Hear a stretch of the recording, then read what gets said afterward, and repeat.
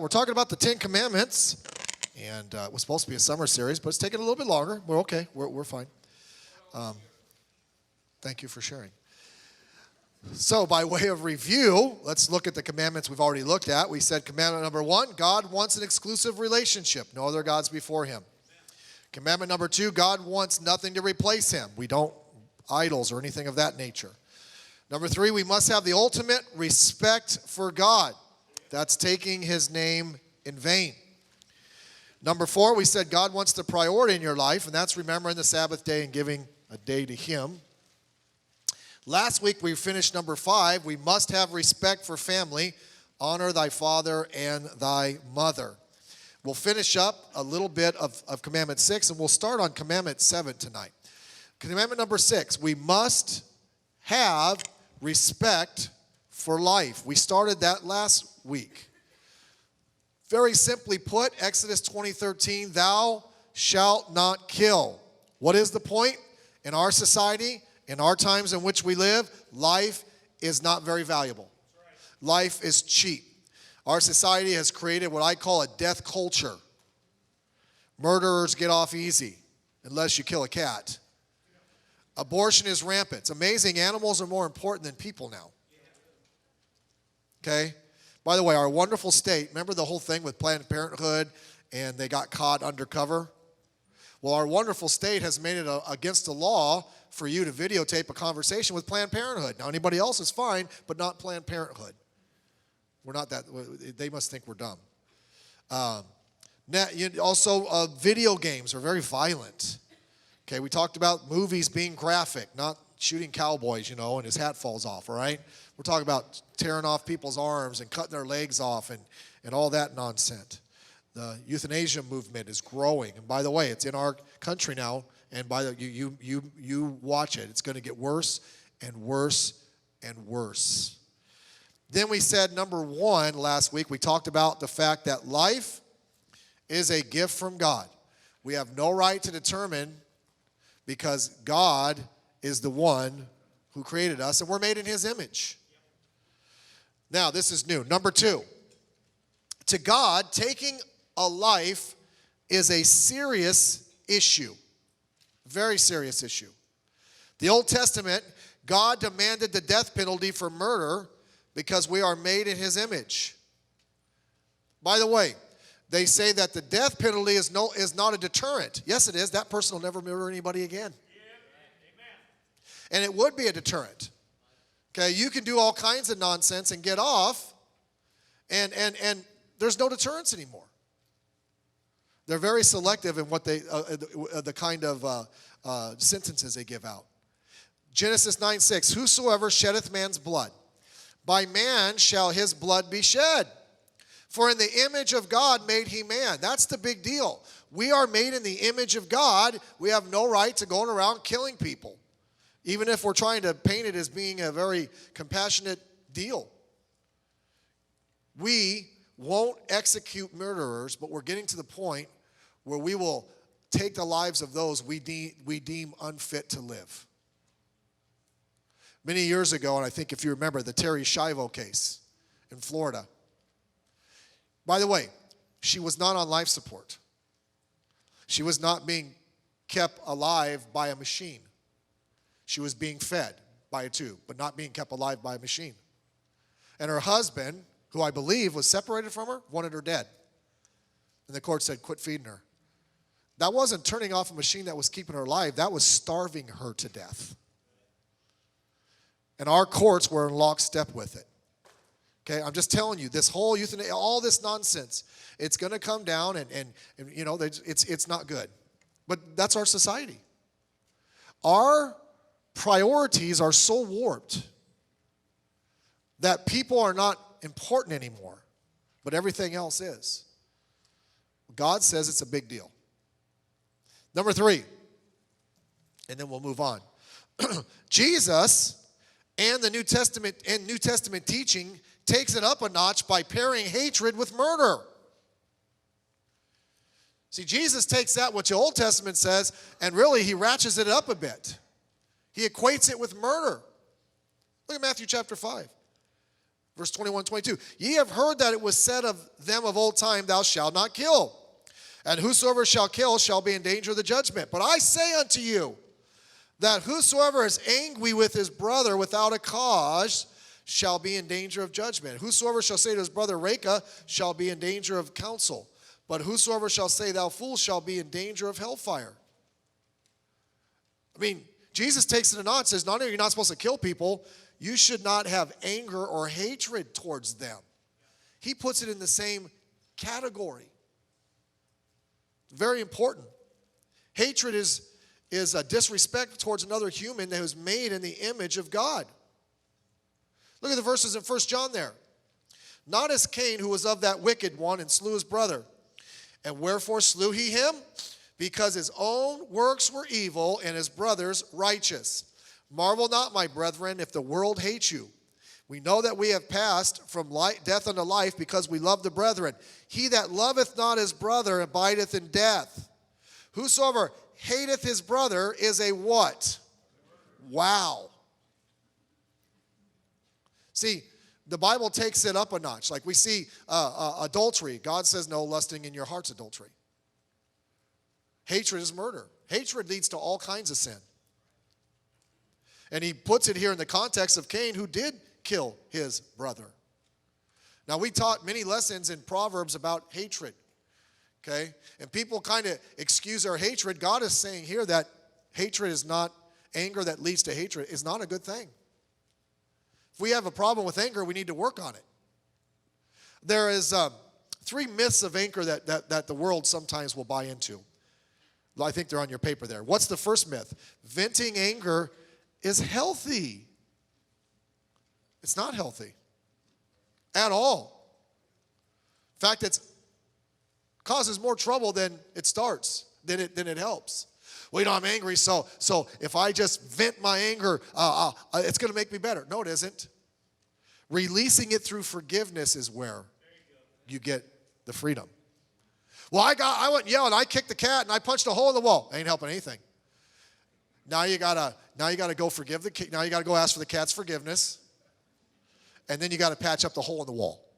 Okay, it's not helpful at all. Venting, you know what it is? Letting it go and forgiving whatever it is that made you angry. Number 2, myth number 2: being aggressive gets rid of my anger. If I'm angry and I get aggressive, that's going to make everything better. No, that leads to more anger. Okay. We just buy into all this stuff like that's a healthy way to get rid. No, it isn't. You get a kid that has anger issues and they're aggressive, you better get on them about that, because they're going to grow up and it's going to be really, really, really bad. And then myth number 3, anger doesn't affect my health. Yes, it does. Your heart, your blood pressure, all of it. Stress. It's not good when your face turns red and your veins are popping out. That's not healthy. Okay, you know what's healthy? Peace. Not like that, but peace. Calm. So we looked at that. Life's precious. Now, we won't finish tonight, and I'm sure you won't be happy when we're done, but it'll be good. Number 7, God commands moral purity. God commands moral purity. The God of our age is sex and immorality. I don't like to use the S word.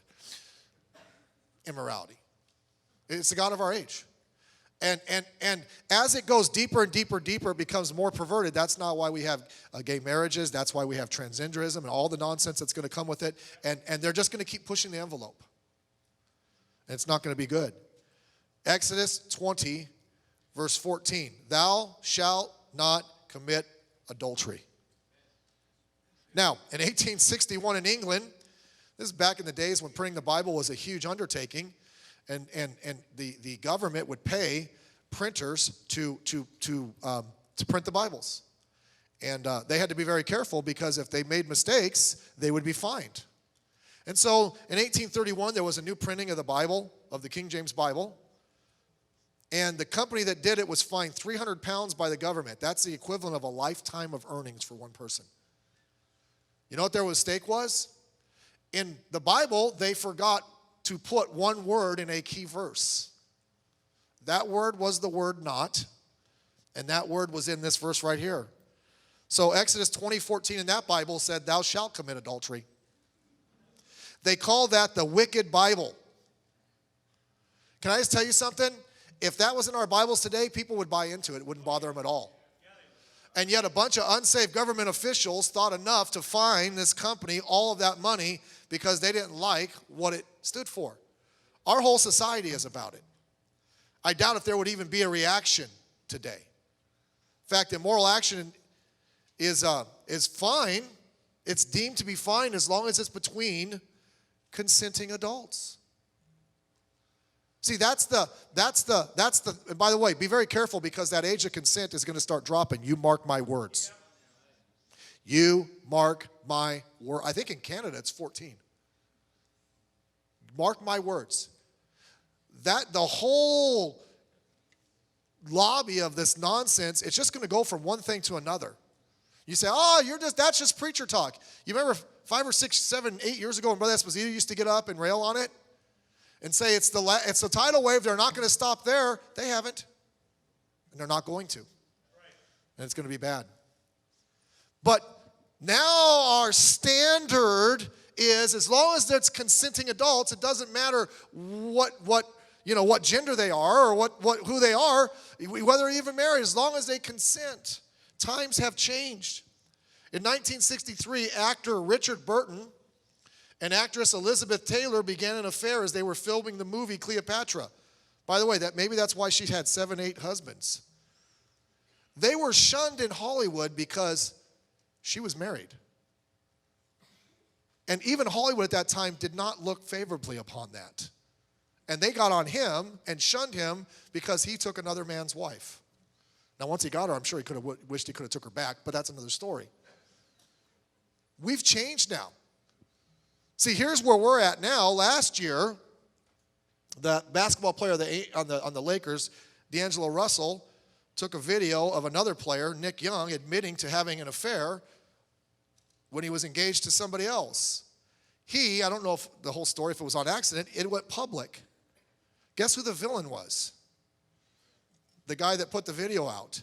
Hey, listen, the villain is Nick Young. But see, our society accepts that kind of stuff as being normal. It's amazing how far we've come. There's a day that wouldn't have been tolerated. And I'll throw this out, and if you don't like it, we'll be done in a minute. Hillary's husband.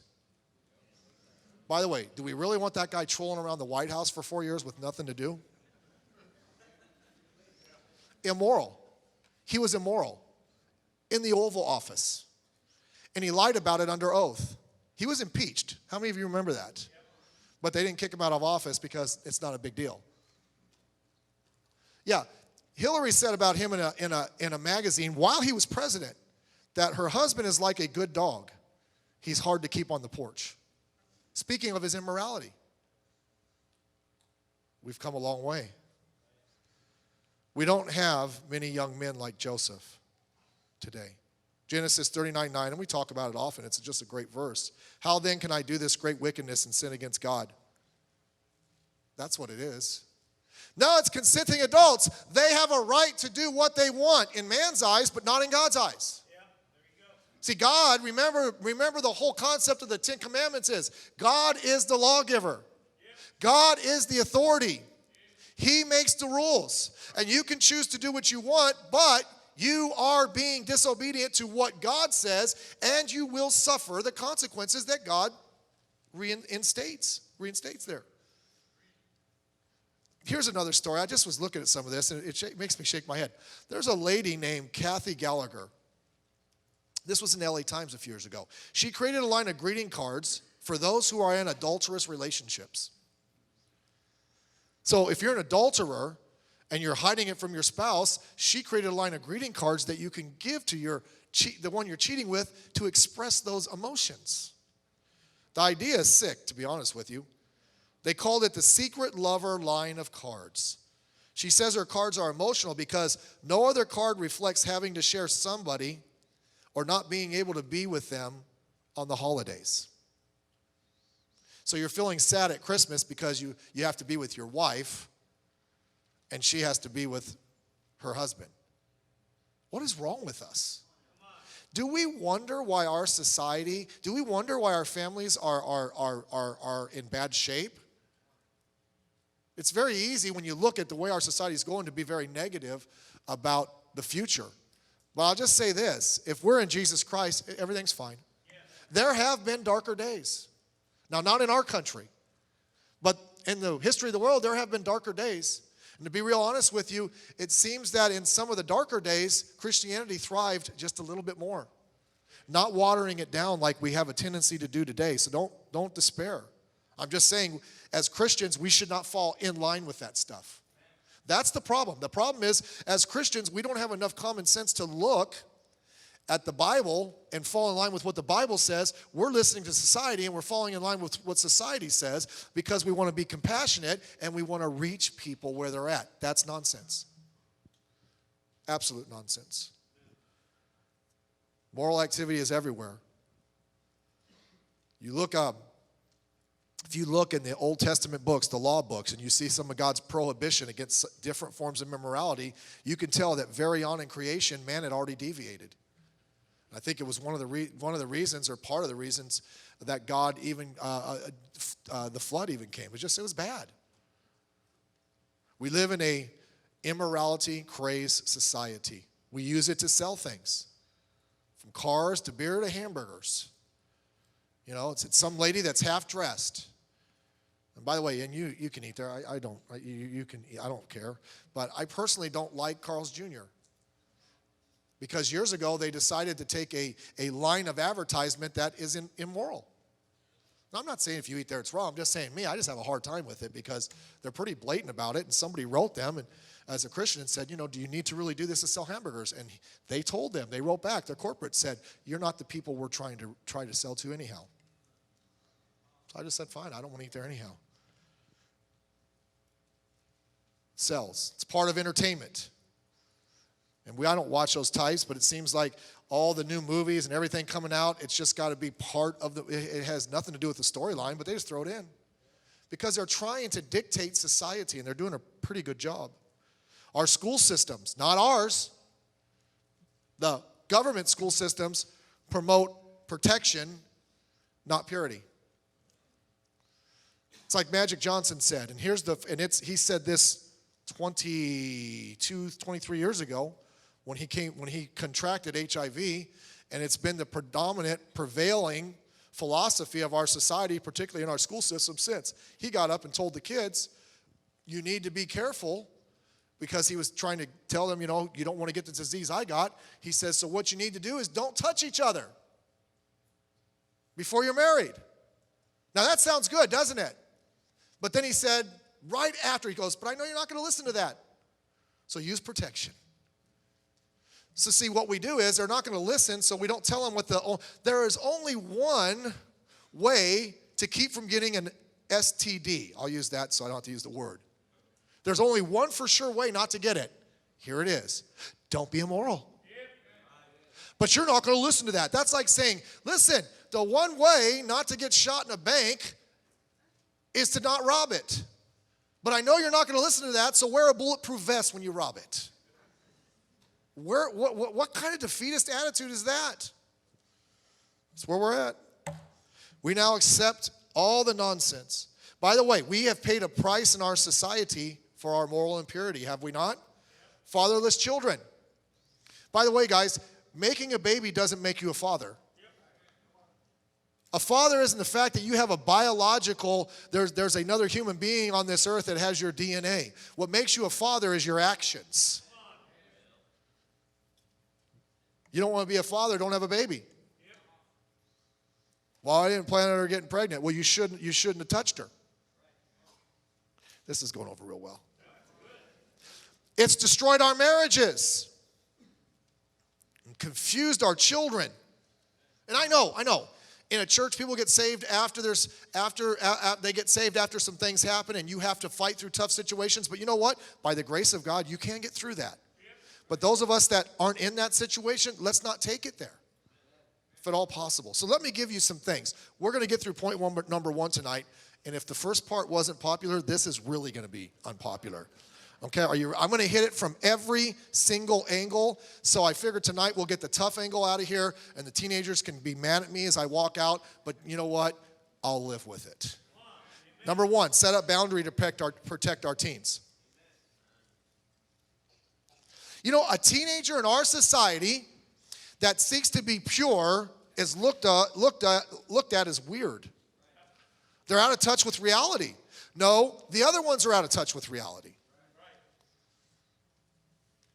The opportunities for developing relationships that can lead to emotional connections and impurity abound everywhere. So what can we do to make sure that doesn't happen? I knew you were going to ask. I have a couple of practical suggestions. Number one, don't throw stuff at me, please. Teens don't need to date. Now, husbands and wives, let me help you with this. After you're married, you should date each other. Okay, it's like, you know, everything's in the wrong order. Keep the teenagers away from each other, and then when they get married, they don't want to be anywhere near each other. Flip that, you know, make it the right way. You don't need to date. I know we get criticized every time we say this, but guess what? Deal with it the best way you can. Teens are nowhere near mature enough or time-wise enough to be married to take that relationship long enough without being tempted to do something wrong. But I believe that in any situation. When I see a young couple, whether they're singles, whatever, and if you're here, maybe you're the exception, it's fine. They can have a relationship for 5, 6, 7, 8 years without getting married. They may be waiting to get married, but they're not waiting for anything else. Or else that guy's got issues. So I shouldn't have said that, sorry. I always believe that. And I remember I was reading a book one time. I think it was called No More Christian Nice Guy. And he said the same thing. I'm like, good, I'm not the only freak. You know, we don't need to get married. We can date 4 or 5 years. You ain't waiting for anything else? Okay, so you shouldn't say it in church. Someone should say it. Okay, if you want to play house, at least get married and get in the house. Then you can play house all you want. But what you want to do is play house before you get married. And then when you get married, you don't want to play house at all. You want separate houses. But anyhow, back to the teenagers, okay? Back to our regularly scheduled point. Teenagers, you cannot do a long-term relationship that starts in the teen years that doesn't go too far. Now, girls, oh, no, he assured me he can. He's lying. No, you don't know. He's sincere. He is a liar. Guys, I don't care what you think. Ladies, let me explain something to you. Don't trust anything a guy says. Nothing. When it comes to guy-girl, and I was an unsafe teenager, and the best way, like, let's just be friends. Let's just go out. We'll be friends. Listen, that was the first half hour. It's like, I'm not going out with you because I want to be your friend. Listen, what do you think? We're going to talk about fingernail polish? Now, toenail polish, I'm in. Not fingernail polish. Guys lie. No, we just connect on an emotional level. He either likes other guys or he's lying to you. I don't have to tell you. But anyhow, back to dating. You know, it's just, that relationship has to progress at a point to where it gets to marriage at the right time. You build towards marriage, right? And if you're starting at by the way, first of all, emotionally, you're not, I doubt if many 30-year-olds are emotionally okay to have a marriage, to be real honest with you. But I definitely know a 15-year-old isn't. And you go from this boyfriend to that boyfriend and say, but we haven't touched or anything. Okay, but you're practicing for divorce. Okay, listen, by the way, even as an unsafe teenager, and I like girls, and I didn't go to a Baptist church, I didn't go to any church, and I went out with girls, and I never, ever would get a girlfriend in high school. You know why? I had friends that got girlfriends, and they were tied down. And I'm like, I ain't doing that. Okay? No girl is going to pull me around in high school. Now, I like girls. I'm going to be around them and stuff, but I'm not. I'll do that later on in life, but not right now. Now, the flip side is listen, enjoy your teenage years. Be a teenager. Don't ruin it by trying to have a relationship with somebody else that's going to be 10 years down the line before you're even ready to be married and all the drama that comes with it. Be very careful. Your heart will get broken. I remember the first girl I ever liked, Leslie Apple. She was gorgeous. She went to my school. She lived in the backyard behind my grandparents. But unfortunately for me, she liked older men. She was dating a guy in second grade. We were in first grade. I'm like, I can't compete with older men. And right there I said, I'll wait till I get married before I start having a relationship with a girl. Leslie broke my heart. Don't lose out on being a teenager by doing that. Now, by the way, I hope this comes across correctly. You don't want to, okay? Okay, if you can't say, wow, that girl's kind of pretty, then you're probably saying, well, that guy's kind of cute. We don't want that. Moving on. Number B, teens don't need to touch. Fact of the matter, adults don't need to touch either, unless you're married. And you don't need to touch. You get loose in your touch and all this friendliness and all that, and it's the step you don't want to take. Okay, and I think we can. I know this, if we don't touch hands and holding and all that, we're not going to get to the other part, right? Okay, if you don't take 2 steps, you're not going to get down the block. Letter C. I'm going to say this down here. Teens don't need cell phones. Now, I know. Pastor used to say it, and I already knew why he said it, but the older I get, the more, listen, a week does not go by. A week doesn't go by that I don't hear of something garbage going on because a teen was online or on a cell phone. Hey, parents, snap out of it. Now, look, once we're done with church, shake my hand, I'll drink water, we'll be fine, and you can do whatever you want. But I'm just telling you, snap out of it. Don't listen to your child. If your child is in high school and they want a cell phone and they're giving you a hard time, that's a reason not to give them one. Our kids, they don't get it until they're 18. And if I feel when they get 18 they're not mature enough, they won't even get it then. Okay? Well, they're weird. Listen, I'm weird. I'm their father. Deal with it.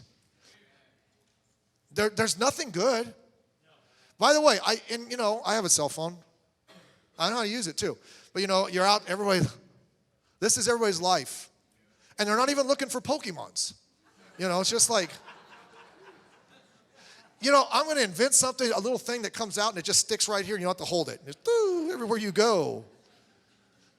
Listen, by the way, and even you singles, when you're starting to court, be very careful. Because of this, you can start talking a lot too soon without really getting to know each other. I'm not saying you shouldn't communicate, don't get me wrong, but I think you understand what I'm saying. You want the relationship to progress at a proper speed. But teenagers, you don't need this. Oh, but what about when they're on activity? I'm going to help you right now. Brother Ross, where are you at, Brother Ross? Will you do me a favor? Every activity, will you have your cell phone? Okay, is TT here? He usually drives a bus, right?